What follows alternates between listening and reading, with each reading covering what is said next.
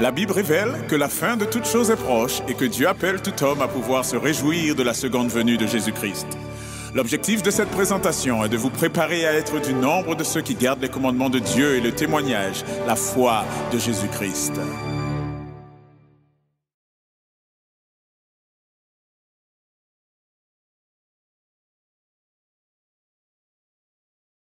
Bonjour à toutes et à tous et bon sabbat. Que la paix du Seigneur, de notre Seigneur Jésus-Christ, ainsi que euh, l'amour de Dieu, notre Père, et le Père de notre Seigneur Jésus-Christ, soit avec vous tous en ce sabbat. Et comme vous vous en doutez, euh, je vais, durant ce mois-ci, eh bien, être à votre service à distance. Et donc, ce sabbat, le service, effectivement, se fera ainsi comme ceux à venir. Donc, nous pensons qu'il y ait véritablement cette, je dirais, menace du point de vue infectieux, mais véritablement parce que nous voulons respecter quelque part ce que nous disent les autorités, dans la mesure où cela ne contraint pas notre conscience, notre liberté d'adoration. Et à ce niveau, nous respectons nos autorités. Et j'aimerais, avant d'aller plus loin, vous dire que si vous suivez les services que le ministère Préparation le Reste, en association avec les frères et sœurs, les adventistes historiques, organise, d'accord, puisque le ministère organise ses services avec des frères et sœurs, eh bien, si vous suivez ces services depuis ce sabbat même, ou depuis plusieurs sabbats, et que vous n'avez jamais contacté, je vous invite à le faire. N'hésitez pas à nous contacter et l'équipe pastorale se fera un plaisir de vous contacter et de prier avec vous et de vous accompagner même durant ce confinement. D'accord? Voilà. Cela étant dit, j'aimerais vous inviter à prier afin que nous puissions entrer dans notre présentation du jour. Prosternons-nous là où c'est possible.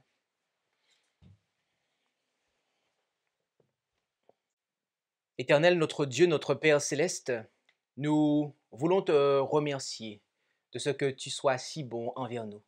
Merci pour euh, ton amour manifesté dans le don de Jésus-Christ, ton Fils.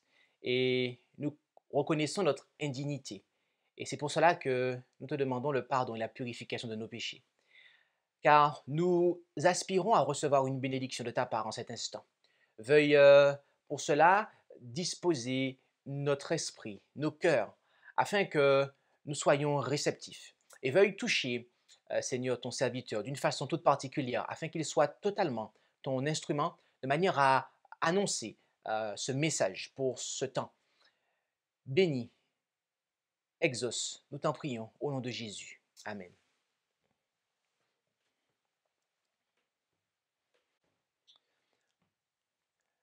Le titre de cette présentation est Syndémie du Covid. Quel baume pour les maladies chroniques de Babylone. Et il s'agit de la 14e présentation de la 3e année de notre série sur les signes des temps. Et nous avons, durant et pour commencer cette 3e année, nous avons parlé du Covid-19. D'accord? Nous avons abordé l'aspect aussi prophétique qu'il y a, d'accord? La consonance prophétique de l'ère dans laquelle nous entrons, puisqu'il s'agit d'une ère où il y a une succession, il y aura, comme nous dit la prophétie biblique, eh bien, des pestes, des épidémies qui vont eh bien, se succéder. Et Et nous vous invitons, si ce n'est pas déjà le cas, à considérer la vidéo qui est actuellement à l'écran. J'aimerais considérer avec vous ce que l'on appelle le baume de Galade. Le baume de Galade. De quoi s'agit-il? Qu'est-ce que le baume de Galade? Eh bien, le baume de Galade est une résine aromatique très prisée pour ses propriétés curatives et laquelle est dérivée d'un petit arbre à feuilles persistant et fleuri qui poussait dans la région montagneuse à l'est du Jourdain. Et ce produit était exporté à l'époque de l'Antiquité. Et nous allons prendre trois textes qui nous le montrent. Rendons-nous premièrement en Genèse, chapitre 37, verset 25. Où allons-nous? En Genèse, chapitre 37, verset 25. Oui. Rendons-nous-y. Ensuite, ils s'assirent pour manger le pain.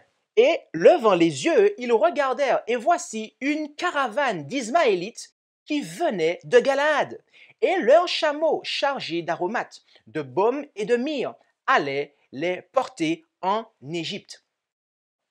Donc, ici, il nous est parlé des Ismaélites qui venaient de Galaad et qui ramenaient notamment du baume, d'accord? Donc, on comprend le baume de Galaad. En Genèse chapitre 43, verset 11, Genèse chapitre 43, verset 11, nous lisons « Alors, Israël, leur père, autrement dit Jacob, leur dit, s'il en est ainsi, faites donc ceci, prenez dans vos bagages des produits les plus renommés du pays et portez à cet homme un présent, un peu de baume et un peu de miel, des aromates et de la myrrhe, des pistaches et des amandes. » D'accord?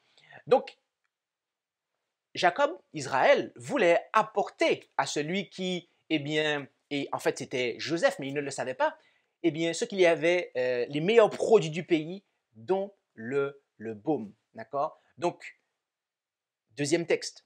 Prenons le troisième texte, qui se trouve en Ézéchiel 23, versets 2 et 17.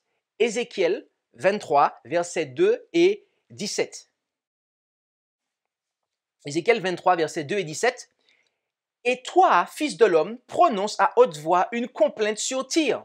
Juda et le pays d'Israël négociaient avec toi, te donnant en échange du blé de Minif, de la pâtisserie, du miel, de l'huile et du baume. Il est dit ici que Israël et Juda négociaient, marchandaient avec Tyr plusieurs produits, dont le baume. Et comme vous le voyez actuellement affiché sur la carte, qui est un rapprochement de la division de la Canaan terrestre, comment elle était découpée pour les 12 tribus, vous voyez où se situait en fait Galaad, d'accord? Il y avait Jabès de Galaad et Ramoth de Galaad, et lesquels étaient situés à Gad. Donc Gad, Galaad, ok? Jabès de Galaad, Ramoth de Galaad. Et sur la deuxième image, qui est affichée à l'écran, eh bien, vous voyez, là, on nous dit, voici Galaad. Donc Galaad, comme nous le disions au tout début, une région montagneuse située à l'est du Jourdain. Donc, c'est véritablement en Israël, sur le territoire d'Israël, d'accord, que, eh bien, poussait l'arbre à partir duquel était produit et duquel provenait le baume de Galaad. Notez cela, mes amis. Notez que au milieu du peuple de Dieu, il fallait en fait venir dans le peuple de Dieu pour trouver le baume de Galaad, substance naturelle pour pouvoir se soigner, laquelle était prisée. En donnant cette terre à son peuple, Dieu leur avait également confié un certain dépôt en matière de santé pour la guérison, Et en Jérémie, chapitre 8, verset 22, nous lisons: « N'y a-t-il point de baume en Galaad? N'y a-t-il point de médecin? Pourquoi donc la plaie de la fille de mon peuple n'est-elle pas consolidée? » N'y avait-il pas de baume pour les blessures spirituelles d'Israël et aucun médecin pour l'appliquer? La réponse implicite à cette question est que oui, il y avait un baume en Galaad, ainsi qu'un médecin pour les appliquer. Mais le message porté par les prophètes, s'il avait été entendu, aurait permis aux Israélites de guérir de la maladie qui affectait leur âme spirituelle et physique. Les deux aspects de l'âme, l'aspect spirituel et l'aspect physique.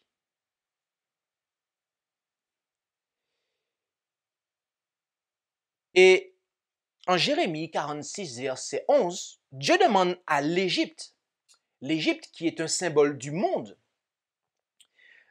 d'aller en Galade, c'est-à-dire d'aller au milieu de son peuple, d'aller au sein de son peuple, car il y a un baume et un médecin. En effet, Jérémie 46, verset 11, monte en Galaad et prend du baume, vierge, fille de l'Égypte. En vain multiplies-tu les remèdes, point de guérison pour toi. Dieu appelait le monde, ceux qui étaient à l'extérieur de son peuple, à venir au sein de son peuple pour trouver la véritable guérison. Et ces paroles prennent tout leur sens lorsque l'on considère le contexte historique dans lequel elles ont été écrites. En effet, les Égyptiens étaient prééminents parmi les peuples du Proche-Orient ancien dans la pratique médicale. Ils n'étaient pas ignorants, autrement dit. Deux importants traités médicaux égyptiens ont été retrouvés, le papyrus chirurgical d'Edwin Smith et le papyrus médical Héber.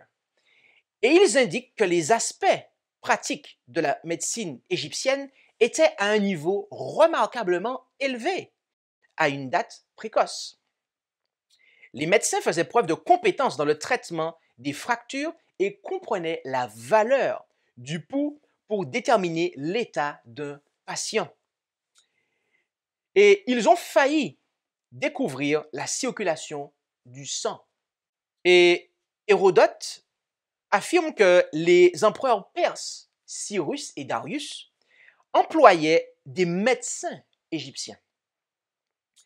Les Grecs, quant à eux, ont tellement puisé dans le savoir égyptien pour leur science médicale qu'ils ont identifié leur dieu de la médecine comme étant Asclépios, appelé par les Romains Esculape, autrement dit, avec le médecin et sage égyptien de la 3e dynastie, Imhotep.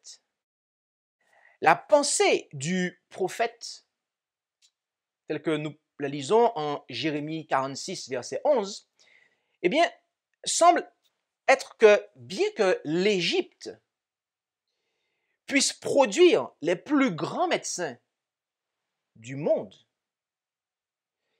il ne devait pas y avoir de guérison de ses propres blessures au jour de sa visitation. Bien que, autrement dit, l'Égypte puisse produire les plus grands médecins du monde, c'était en Galaad que se trouvait le baume ainsi que le médecin pour guérir. Donc il y avait, en résumé, il y avait une médecine égyptienne, mondaine, qui existait à l'époque où Jérémie écrivit.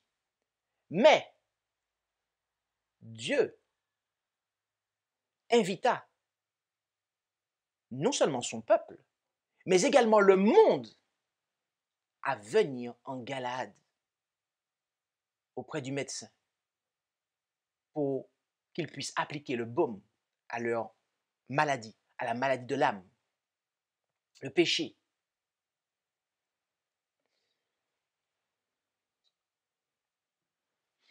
Nous sommes, mes amis, à l'heure où nous parlons, en réalité, non pas dans une pandémie du Covid, mais dans une syndémie du Covid. Notez bien ce terme-là, mes amis. La syndémie du Covid. Qu'est-ce que la syndémie? De quoi s'agit-il?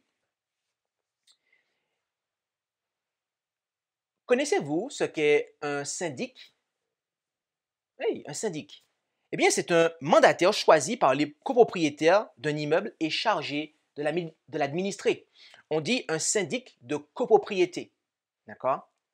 Et il y a aussi une liaison avec aussi syndicat. D'accord? Donc, association qui a pour objet la défense d'intérêts professionnels, les syndicats patronaux et les syndicats ouvriers.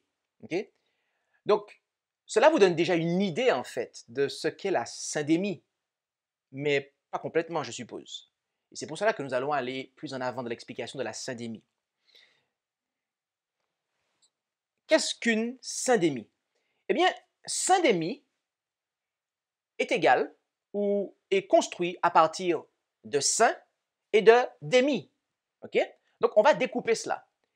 Syn pour synergique et démique pour épidémique. Autrement dit, une épidémie synergique. Ce terme fut inventé par l'anthropologue médical Merrill Singer dans les années 1990 afin de décrire la relation entre le VIH, la toxicomanie et la violence. En clair, c'est l'ensemble de problèmes de santé liés entre eux, impliquant deux ou plusieurs affections, interagissant en synergie et contribuant à la surcharge de morbidité dans une population. Donc, il s'agit, la syndémie, comme nous pouvons le voir ici, eh bien, c'est l'ensemble des problèmes de santé liés entre eux, impliquant deux ou plusieurs affections qui interagissent, d'accord, en synergie et qui contribuent à la surcharge de morbidité dans une population. Et mes amis, c'est dans cela que nous sommes. En effet, dans la très prestigieuse revue médicale The Lancet, Richard Horton écrivit le 26 septembre 2020, « Le COVID-19 n'est pas une pandémie ». Et il explique, lisons l'article ensemble. Alors que le monde approche du million de décès dus au COVID-19, nous devons faire face au fait que nous adoptons une approche beaucoup trop étroite pour gérer cette épidémie du nouveau coronavirus. Nous avons considéré la cause de cette crise comme une maladie infectieuse. Toutes nos interventions se sont concentrées sur la réduction des lignes de transmission virale, contrôlant ainsi la propagation du pathogène. La science qui a guidé les gouvernements a été principalement guidée par des modélisateurs d'épidémies et des spécialistes des maladies infectieuses qui définissent naturellement l'urgence naturelle actuelle en termes de peste vieux de plusieurs siècles. Mais ce que nous avons appris jusqu'à présent nous dit que l'histoire du COVID-19 n'est pas si simple. Deux catégories de maladies interagissent au sein de populations spécifiques. L'infection par le coronavirus 2 du syndrome respiratoire aigu sévère, SARS-CoV-2, et un éventail de maladies non transmissibles, lesquelles sont appelées de manière synthétique les MNT. Retenez ça, MNT c'est maladies non transmissibles, car on va en refaire mention. Ces conditions se regroupent au sein des groupes sociaux selon des schémas d'inégalité profondément ancrés dans nos sociétés. L'agrégation de ces maladies sur fond de disparités sociales et économiques exacerbe les effets néfastes de chaque maladie distincte. COVID-19 n'est pas une pandémie, mais une syndémie. La nature syndémique de la menace à laquelle nous sommes confrontés signifie qu'une approche plus nuancée est nécessaire si nous voulons protéger la santé de nos communautés. En d'autres termes, le rédacteur de cette très prestigieuse revue médicale affirme qu'il ne s'agit pas d'une pandémie, mais d'une syndémie. Il est vrai qu'il y a effectivement ce Covid. Certains vont dire qu'il a été créé de toutes pièces, d'autres vont dire qu'il a été accident de certain animal à Wuhan, en Asie, était produit. Là n'est pas notre propos, de savoir si c'est volontaire ou pas. Il y a effectivement le Covid. Mais ce que la science est en train de découvrir ici, c'est que le Covid fonctionne en quelque part, si vous me permettez l'expression, comme un parasite. C'est-à-dire qu'il a besoin de quelque chose pour pouvoir se propager, en fait, et pour pouvoir faire ses effets. Il va de pair avec les MNT, les maladies non transmissibles. D'accord? Le Covid fait des dégâts lorsqu'il est mis de pair avec les maladies non transmissibles, les MNT. Ok, poursuivons la lecture. La notion de syndémie a été conçue pour la première fois par Merrill Singer, un anthropologue médical américain dans les années 1990. Écrit dans The Lancet en 2017 avec Emily Mandelhall et ses collègues, Singer a fait valoir qu'une approche syndémique révèle des interactions biologiques et sociales qui sont importantes pour le pronostic, le traitement et la politique de santé. Limiter les dommages causés par le SARS-CoV-2 exigera une attention beaucoup plus grande aux MNT et aux inégalités socio-économiques que ce qui a été admis jusqu'à présent. Faisons une pause ici. Richard Horton déclare et reconnaît que pour limiter les dommages causés par le COVID-19, eh bien cela exigera de porter beaucoup plus d'attention aux MNT, aux maladies non transmissibles, d'accord? Ainsi qu'aux inégalités socio-économiques, et ce, plus que ce qui a été fait jusqu'à présent. Une syndémie n'est pas simplement une comorbidité. Les syndémies sont caractérisées par des interactions biologiques et sociales entre les conditions et les états, des interactions qui augmentent la susceptibilité d'une personne à nuire ou aggravent ses résultats pour la santé. Le nombre total de personnes atteintes de maladies chroniques augmente. S'attaquer au COVID-19 signifie lutter contre quoi, dit-il? Prêtez bien attention. Contre l'hypertension, l'obésité, le diabète, les maladies cardiovasculaires et respiratoires chroniques et le cancer. Faisons une pause ici. Richard Horton, rédacteur d'une très prestigieuse revue médicale, déclare que pour lutter contre le COVID-19 efficacement, il faut lutter contre plusieurs problèmes que sont l'hypertension, l'obésité, le diabète, les maladies cardiovasculaires et respiratoires chroniques et le cancer. Tout cela, mes amis, il faut travailler sur cela, car le COVID se sert de cela pour justement faire ses effets. Sans cela, lorsque ces choses-là ne sont pas existantes dans l'organisme d'un homme, le COVID ne peut pas agir en fait, ne peut pas produire ses effets délétères. Poursuivons. À moins que les gouvernements ne conçoivent des politiques et des programmes pour inverser de profondes disparités, nos sociétés ne seront jamais vraiment protégées contre le COVID-19. Une approche syndémique offre une orientation très différente de la médecine clinique et de la santé publique en montrant comment une approche intégrée de la compréhension et du traitement des maladies peut être beaucoup plus efficace que le simple contrôle d'une épidémie ou le traitement de patients individuels. La crise économique qui avance vers nous ne sera pas résolue par un médicament ou un vaccin. Richard Horton, mes amis, rédacteur de la très prestigieuse revue médicale The Lancet, déclare que la crise économique qui avance vers nous ne sera pas résolue par un médicament ou un vaccin. Non! Voilà ce que les scientifiques, mes amis, découvrent.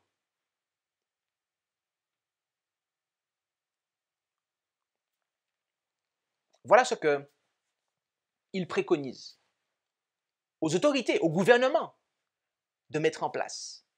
C'est-à-dire de ne pas s'attaquer au Covid en lui-même, mais de s'intéresser et de chercher à traiter les MNT, les maladies non transmissibles, tout ce qui est maladie chronique,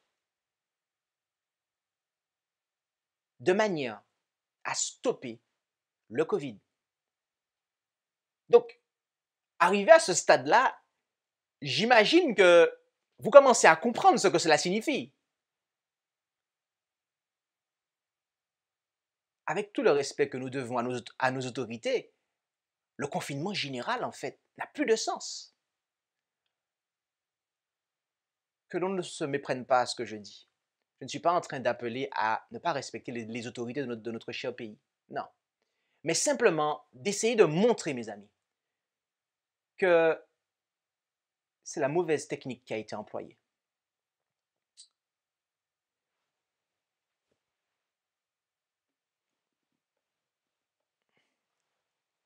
Et dans un autre journal, il a été publié ce qui suit. Oubliez le COVID-19. Ce médecin s'inquiète pour COVID-20. Donc, il y a un médecin qui nous dit que c'est le COVID-20 auquel il faut s'intéresser. Ah bon? De quoi s'agit-il du COVID-20? Qu'est-ce que c'est? OK. Nous sommes maintenant impliqués dans la syndémie du COVID-20, dit un commentaire provocateur dans Disaster Medicine and Public Health Preparedness. James G. James, MD, PhD, MHA, ancien directeur du American Medical Association Center for Public Health Preparedness and Disaster Response, soutient que si l'épidémie a commencé comme un virus singulier avec des responsables de la santé publique cherchant à le contenir et à l'atténuer, ce n'est plus le cas. Et plus loin dans l'article, il nous est rapporté que COVID-20 est une crise à grande échelle qui est profondément enracinée dans des facteurs sociaux et environnementaux. Je m'arrêterai ici. Il reconnaît que ce qu'on appelle COVID-19, qu'il a rebaptisé en fait COVID-20, d'accord? Parce qu'il est en fait sous la même ligne de pensée que Richard Horton, eh bien, que cela est lié à des facteurs sociaux et environnementaux. Il n'est plus possible, continue-t-il, de se contenter de contenir et d'atténuer le virus. Arrêtons-nous là. Il n'est plus possible, dit-il, de se contenter de contenir et d'atténuer le virus. Qu'est-ce que cela veut dire? Qu'il faut s'intéresser à la cause du problème. Il faut voir quelles sont les conditions sous-jacentes qui font que le COVID a ses effets. Autrement dit, si nous enlevons ces conditions, lesquelles Richard Horton nous a dit qu'il s'agit des MNT, maladies chroniques, etc., eh bien, le COVID n'a plus de sentier pour marcher. Il n'a plus de chemin sur lesquels il peut progresser. Non.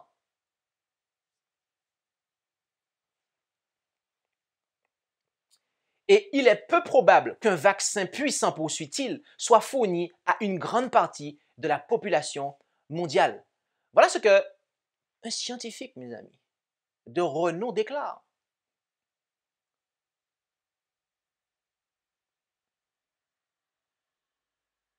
Cela me fait penser à un passage de la Bible Voyez-vous? Si ils se taisent, les pierres crieront. Mes amis, il y a des pierres qui, en ce moment même, à l'heure où nous parlons, sont en train de crier, en fait, pour dire, en fait, à l'Égypte, pour dire à ce monde que c'est la mauvaise direction qui est prise.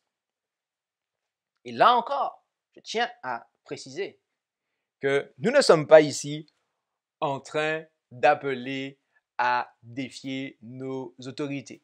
D'accord? Que cela soit clair. Nous respectons, bien que nous n'approuvons pas, mais nous respectons nos autorités. Mais la vérité, c'est la vérité, mes amis. James note que l'infection est maintenant si répandue que nous devrions peut-être considérer le virus comme chronique et endémique, un peu comme le VIH, SIDA, et l'aborder comme tel.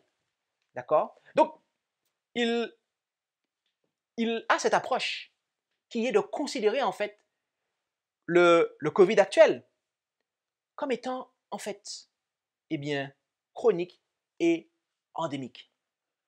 James espère que le changement de nom de COVID-20 atténuera la peur aiguë née des premiers jours de COVID-19 et permettra une discussion plus rationnelle sur les risques, les comportements et les réponses en cours et incitera les médias à cesser de rapporter les cas de COVID-19 comme des chiffres bruts, ce qui, selon lui, ne rend pas bien compte du contexte. Voilà ce qu'un médecin de renom déclare, mes amis. Un médecin de renom qui est en Égypte. Il n'est pas en Galaad. Il n'est pas en Israël, ce médecin. Ils ne sont pas en Israël, ils ne sont pas en Galaad. Mais Dieu leur a permis de comprendre ces choses. Intéressons-nous un petit peu aux maladies chroniques. Et savez-vous de quoi il s'agit? Nous allons brièvement vous expliquer de quoi il s'agit. Nous allons prendre une définition officielle, d'accord? Laquelle est tout droit tirée de l'Organisation mondiale de la santé, l'OMS. Eh bien, l'OMS définit les maladies chroniques comme étant des affections de longue durée qui, en règle générale, évoluent lentement. D'accord? Donc, sur certains sites, il est donné une période de minimum 6 mois, quelque chose comme ça, en fait. D'accord? Responsable de 63% des décès, les maladies chroniques, cardiopathie, accidents vasculaires cérébraux, cancer, affections respiratoires chroniques, diabète, etc. D'accord? Eh bien, sont la toute première cause de mortalité dans le monde. L'OMS qui reconnaît ça, mes amis. Les maladies chroniques, donc des maladies qui se développent lentement, d'accord?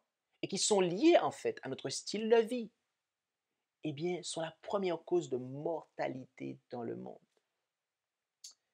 Sur les 36 millions de personnes décédées de maladies chroniques en 2008, 29% avaient moins de 60 ans et la moitié étaient des femmes. Fin de la lecture de la définition de l'OMS concernant les maladies chroniques. Mes amis, le monde scientifique, à l'heure où nous parlons, constate qu'il faut s'occuper des MNT, des maladies chroniques. D'accord? Car ils reconnaissent que il s'agit en fait des conditions sous-jacentes qui permettent à ce COVID de pouvoir, œuvrer, si vous me permettez l'expression. Il faut s'occuper des maladies chroniques afin d'empêcher à la maladie contagieuse qu'est le coronavirus de se répandre et de pouvoir affecter la santé. Et voyez-vous, ce que le monde de la science découvre aujourd'hui, Dieu le révéla aux adventistes du 7e jour il y a plus d'un siècle. En effet, dans l'ouvrage Conseils sur la nutrition et les aliments, pages 355.2 et 356 à 356.2, il y a plusieurs manières de pratiquer l'art de guérir, mais il n'y en a qu'une approuvée par le Seigneur. Notez cela. Faisons une pause ici. Il y a plusieurs manières de pratiquer l'art de guérir. Les Égyptiens avait un art de guérir. Mais qu'est-ce que Dieu a demandé? A-t-il dit, Israël, rends-toi en Égypte pour être guéri? Non. Il a dit à son peuple, en Galaad, il y a le baume et le médecin. Et il a dit à l'Égypte, en Galaad, il y a le baume et le médecin. Donc, il y a plusieurs manières de pratiquer l'art de guérir, mes amis. Mais il n'y en a qu'une seule qui est approuvée par Dieu. Et laquelle est-ce? Est-ce la façon mondaine ou est-ce à la façon de Dieu, avec des méthodes naturelles? Découvrons cela ensemble. Les remèdes de Dieu sont les simples agents naturels qui ne nuisent pas à l'organisme et ne l'affaiblissent pas par leur propriété active. L'air pur et l'eau, la propreté, une alimentation convenable, une vie pure et une ferme confiance en Dieu sont des remèdes dont la carence fait mourir des milliers de gens. Malheureusement, ces remèdes ne sont plus de mode parce que leur emploi judicieux exige un travail qui n'est pas apprécié. D'accord? Donc, notez ce que nous avons souligné déjà. Nous avons souligné l'air pur, l'alimentation convenable, la confiance en Dieu. Nous allons voir encore. L'air frais, l'exercice, l'eau pure. L'exercice et l'eau pure, cette fois-ci. Un appartement propre et agréable sont à la portée de tous sans coûter beaucoup, alors que les médicaments coûtent cher, tant par la dépense que par l'effet qu'ils produisent sur l'organisme. D'accord? Et encore, l'air pur, le soleil, l'eau, le repos, l'exercice. D'accord? Une alimentation judicieuse, la confiance en Dieu, voilà les vrais remèdes. Chacun devrait connaître les traitements naturels et la manière de les appliquer. Il est essentiel d'être au courant des principes qui régissent le soin des malades et d'acquérir une expérience pratique à cet égard. L'usage des remèdes naturels exige, il est vrai, des précautions et des efforts qui rebutent bien des gens, car la nature guérit et reconstruit graduellement. Elle paraît lente à ceux qui manquent de patience. D'autre part, l'abandon des plaisirs malsains demande un sacrifice.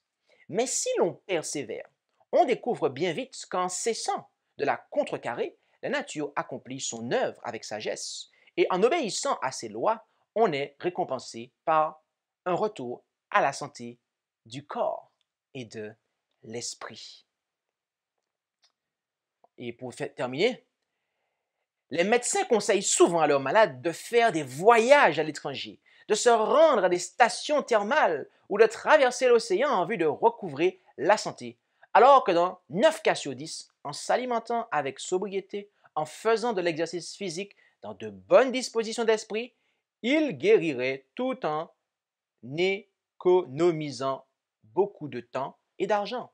L'exercice physique et un libre et abondant usage de l'air et des rayons du soleil, ces bienfaits que Dieu accorde à tous les hommes, peuvent, dans de nombreux cas, rendre vie et force aux malades amaigris. Voilà, mes amis.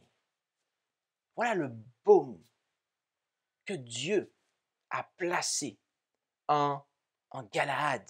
D'accord? Et nous avons parlé de cela au tout début de l'année, dans la présentation Les 8 remèdes naturels pour renforcer son système immunitaire face au coronavirus. Il nous faut délaisser tout ce qui est nocif, toutes les habitudes, toutes les substances qui sont nocives pour le corps, et respecter ces 8 remèdes naturels. Car c'est là le baume, mes amis, que Dieu a pour nous. Substance naturelle, traitement naturel pour son peuple et pour le monde, l'Égypte.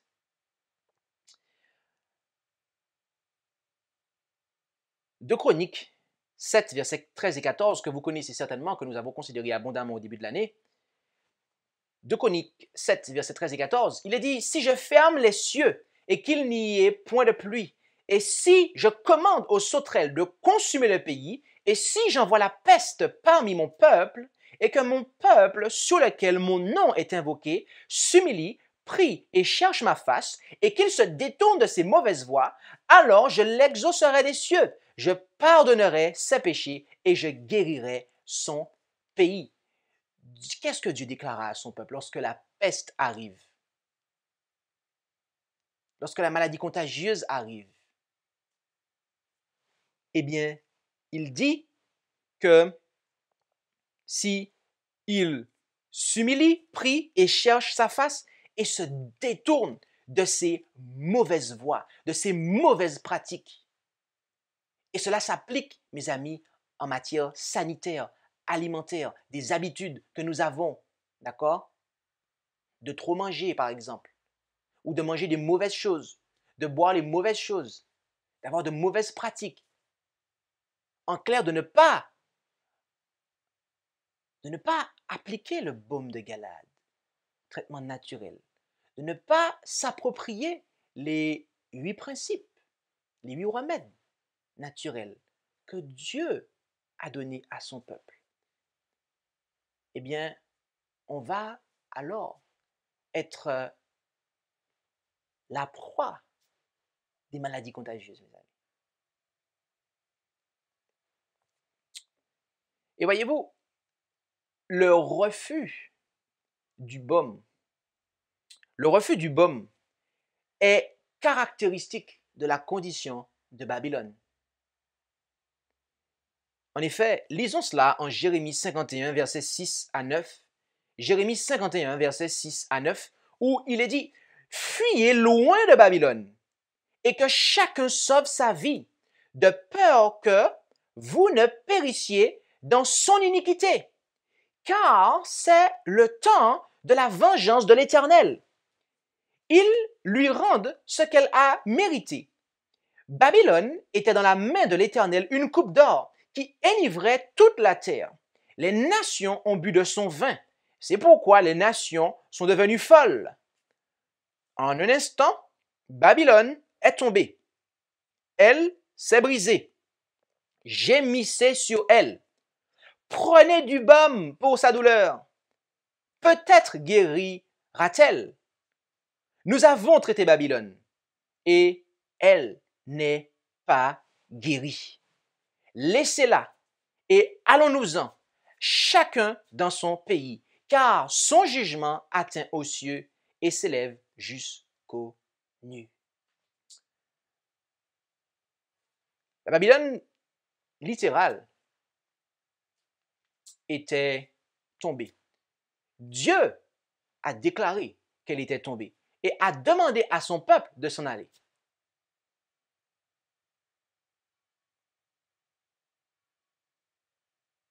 Mais de manière intéressante, on demande ensuite de passer le baume.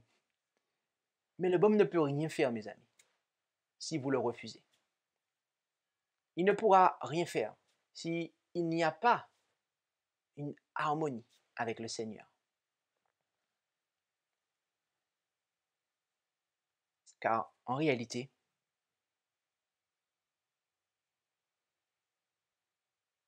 c'est un refus qui est exprimé. Donc, nous avons le baume de Galaad et les traitements de l'Égypte, du monde. Nous avons le baume, les traitements naturels et les traitements qui ne tiennent pas compte de la nature et des principes naturels, lesquels sont caractéristiques de l'Égypte et de Babylone.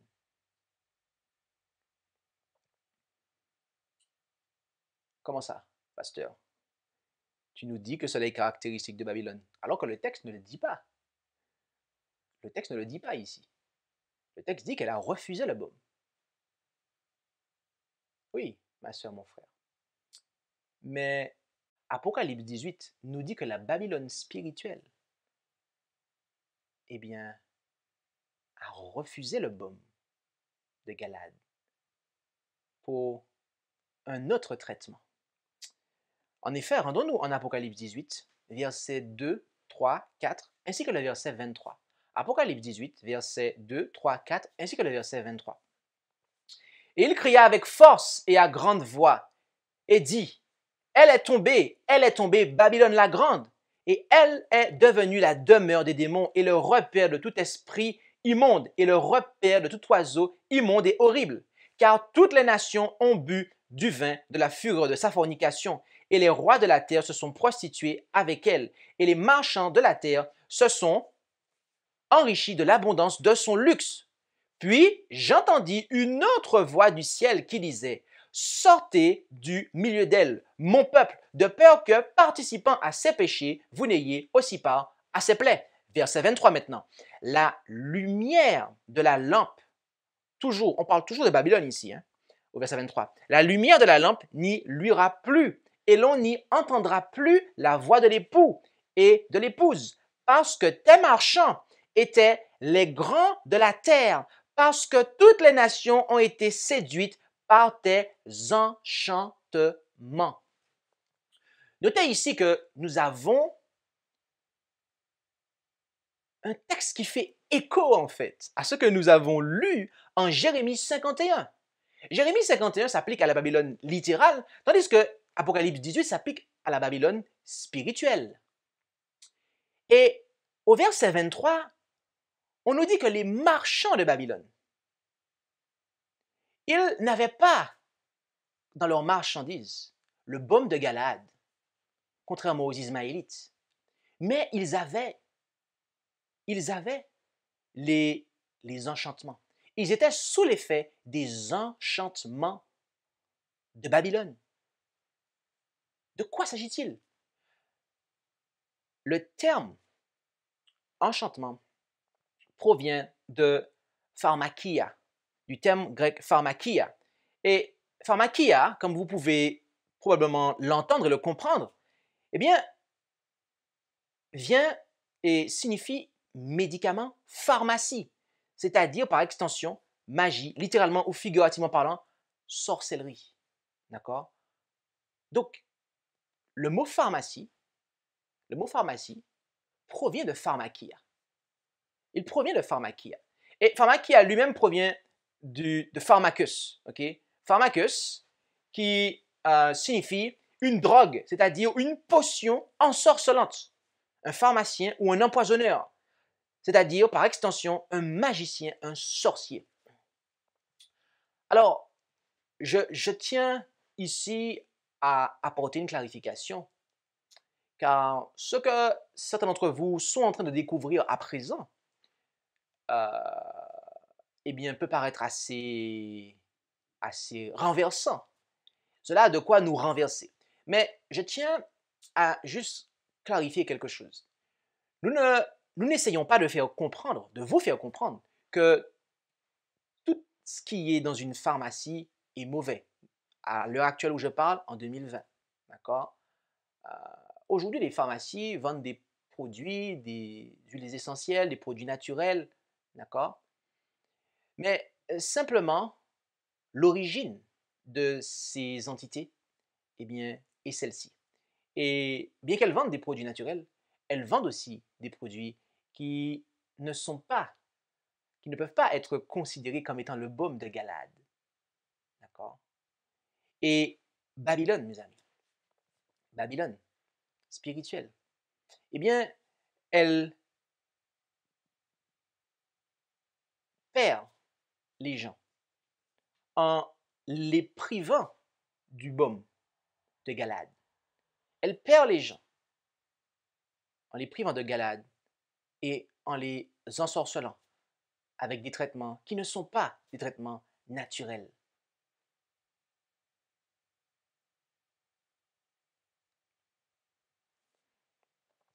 Nous avons le baume de Galaad et les traitements égyptiens, babyloniens. Nous avons les traitements, autrement dit, les traitements naturels et les traitements chimiques, d'accord, ou des méthodes de guérison qui ne sont pas en accord avec les principes naturels.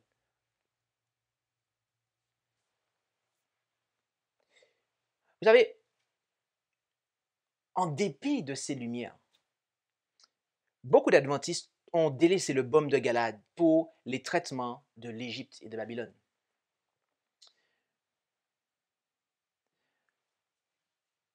Il y a un institut de santé qui s'appelle Adventist Health aux États-Unis. Et en fait, ils organisent des concerts de pop, de musique, pour pouvoir récolter des fonds. D'accord? Et je vous laisserai, à partir de maintenant, vérifier les liens ok, à tête reposée. Le PDF est déjà en ligne ok, sur la page Service Live, diapositive. Vous pouvez télécharger le PDF et consulter les liens et voir pour vous-même ce qu'il en est. Nous n'allons pas prendre le temps de faire, de tout aller sur chaque page pour considérer. Mais un institut de santé qui se revendique être de Galade, en réalité, d'Israël, eh bien, qui traficote avec la musique pop, n'hésitant pas à venir faire chanter des artistes pro-LGBT. Vous avez Adra, qui, dans un pays d'Amérique du Sud, et si je ne me trompe pas, c'est le Chili, eh bien, Adra qui est le bras du gouvernement pour demander aux gens de respecter les distances et le port du masque, etc. Adra qui se revendique être, je vous le rappelle, d'Israël, de Galade. Vous avez aussi Adventist Health toujours, qui en fait promotionne la consommation d'alcool. D'accord? Adventist Health qui promotionne la consommation d'alcool. Et je vous laisserai voir ça pour vous-même. D'accord? Toujours ce même institut, il promotionne la consommation de viande cette fois-ci, de poulet. D'accord? Comme vous pouvez le voir sur tous les liens qui sont affichés ici. Un institut qui, je vous le rappelle, se revendique être d'Israël, de Galade. Et vous avez le président de la conférence générale des adventistes du 7e jour qui a demandé à l'Église de prier pour... Il a déclaré, mes amis, vos prières sont urgemment nécessaires après que le feu nommé Fireglass eh bien, est démarré tôt ce matin à Saint Helena en Californie et prend direction de Helmshaven, la dernière maison d'Ellen White, du Pacific Union College et de Saint Helena Hospital, d'accord, qui est en train d'être évacué. Donc nous avons le président de la conférence générale qui, lorsque le feu s'est déclaré et a menacé, d'accord, de brûler des entités, des lieux gérés par la conférence générale, eh bien, a demandé de prier pour que le feu ne consume pas en cendres ces entités. La maison d'Ellen White a été épargnée, mais ce n'est pas le cas des autres. Et est-ce que vous savez pourquoi, en fait? Eh bien, parce que l'hôpital de Saint Helena, eh bien, est impliqué à des relations avec l'industrie de l'alcool, en fait, notamment du vin. Et vous pouvez le vérifier sous les liens qui sont affichés. Institut. Et voilà pourquoi le président de la conférence générale demandait aux membres de prier pour un hôpital qui, en fait, promotionne l'alcool. Une pratique qui est à l'opposé même de la tempérance, l'un des principes. Ce qui fait partie du baume de Galade, mes amis. Je ne sais pas si vous vous rendez compte de l'abomination. Vous avez des instituts, une institution qui n'hésite pas à promouvoir et à s'associer avec l'industrie de l'alcool, d'accord? Le vin spirituel, vous avez le vin littéral dans le système adventiste qui est promotionné, d'accord? Ils reçoivent des fonds de l'industrie de l'alcool. Et ce n'est pas étonnant qu'ils distribuent aujourd'hui du vin spirituel, à savoir des fausses doctrines.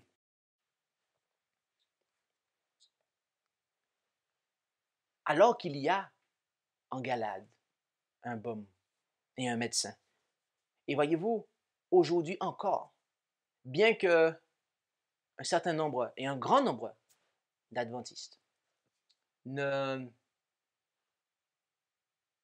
ne veulent pas du baume et du médecin de Galade, eh bien, il y a non seulement toujours en Galade, en Israël, un baume, mais également un médecin pour l'appliquer, mes amis. Car Jésus-Christ est le même hier, aujourd'hui et éternellement. Et en Matthieu 4, versets 23 et 24, nous lisons, « Et Jésus allait par toute la Galilée, enseignant dans les synagogues, prêchant l'évangile du royaume de Dieu et guérissant toutes sortes de maladies et toutes sortes de langueurs parmi le peuple. Et sa renommée se répandit par toute la Syrie, et on lui présentait tous ceux qui étaient malades et atteints de divers maux et tourments, des démoniaques, des lunatiques, des paralytiques, et il les guérissait. » Jésus avait un ministère. Notez, ou devrais-je dire, notez les trois dimensions du ministère terrestre de Jésus. D'accord? Enseignant, prédicateur et guérisseur. D'accord? Et il n'avait pas besoin de s'associer avec l'industrie de l'alcool. D'ailleurs, quand il faisait des miracles pour changer l'eau en vin, ce n'était pas du vin fermenté, mais du vin nouveau, à savoir du jus de raisin pur qu'il produisait. D'accord? Jésus ne recevait pas ses fonds de l'industrie de l'alcool. Non, pas du tout, mes amis. Jésus est le médecin de Galade, le médecin en Israël. Et nous vous invitons, si ce n'est pas déjà le cas, à considérer une présentation que nous avons donnée plus tôt durant cette année, devenir missionnaire médical. Pourquoi et comment? Où nous avons justement exposé. Nous avons exposé la mission du Christ, notamment Christ était un missionnaire médical et tous ses disciples sont appelés à l'être, à devenir des missionnaires médicaux. D'accord? Et bien évidemment, nous vous invitons à participer à tous les sabbats après-midi, sauf le dernier du mois, à notre école missionnaire médicale, à partir de 15h, heure de Paris. J'aimerais conclure cette présentation avec deux références. La première se trouve dans la Bible. En Marc 2, verset 17, « Et Jésus, ayant entendu cela, leur dit, « Ce ne sont pas ceux qui sont en santé qui ont besoin de médecins, mais ceux qui se portent mal. Je suis venu appeler à la repentance, non les justes, mais les pécheurs. » Jésus-Christ, voyez-vous, il est le divin médecin. Et il désire nous guérir de la maladie qu'est le péché. Une maladie qui concerne tout notre être, qui porte sur tout notre être, sur notre âme tout entière, spirituellement parlant, mais aussi physiquement. Il désire nous restaurer. Il désire nous restaurer. Et il a ce baume, et est aussi ce baume de Galade, comme on peut le lire dans le commentaire biblique d'Ellen White sur Matthieu 26, verset 28. Le sacrifice expiatoire est complet et suffisant. C'est la nouvelle alliance scellée avec le sang de Christ qu'il a répandu pour la rémission des péchés du monde. C'est ce que déclara Jésus pendant la dernière scène.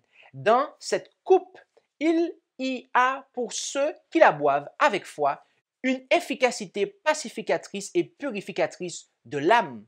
C'est le baume de Galade que Dieu a prévu pour restaurer la santé et la sainteté de l'âme blessée par le péché.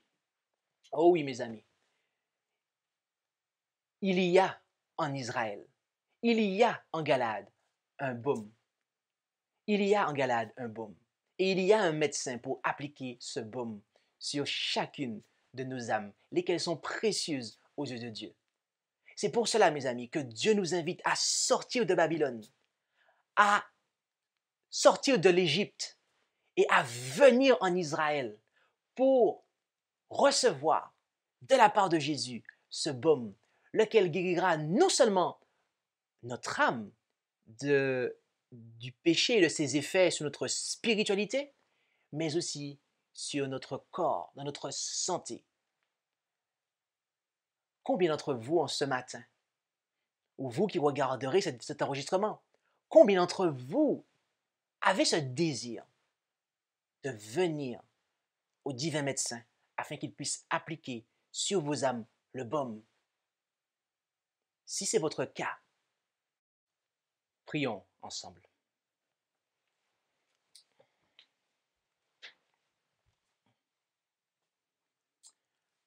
Notre Dieu, notre Père céleste, nous voulons te remercier pour ton amour infini envers nous et de ce que tu nous as donné ton Fils, qui a versé son sang et qui nous procure ainsi ce baume qui est efficace pour purifier notre âme de la lèpre du péché, de la maladie du péché, mais aussi de nous apporter la santé. Lui qui est le divin médecin. Et nous te demandons, tendre Père Céleste, de nous pardonner de notre ignorance à bien des égards et de ce que nous sommes bien souvent allés en Égypte ou à Babylone pour, être édifiés spirituellement, mais aussi, soi-disant, guéris physiquement. Et nous avons expérimenté que des déceptions. Mais aujourd'hui, tu nous envoies ce message et tu nous demandes de venir en Galade, de venir en Israël, au pied de ton Fils Jésus, afin de recevoir la guérison pour les blessures de notre âme physique et spirituelle. Ô tendre Père Céleste, nous voulons répondre à cet appel et nous engager à suivre Jésus partout où il va.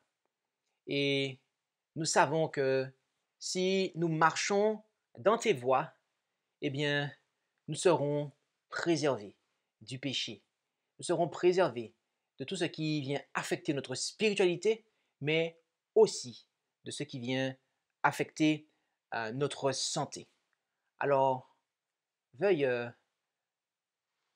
recevoir cette prière que nous t'adressons dans le beau nom de Jésus et qu'en retour, tu nous bénisses abondamment. Amen. Merci d'avoir écouté cette présentation avec intérêt. Pour plus d'informations, consultez notre site internet lereste.org et suivez-nous sur Facebook ainsi que sur YouTube à @lereste. Vous pouvez aussi nous contacter par email à info@lereste.org ou par téléphone au +33 6 12 60 13 69.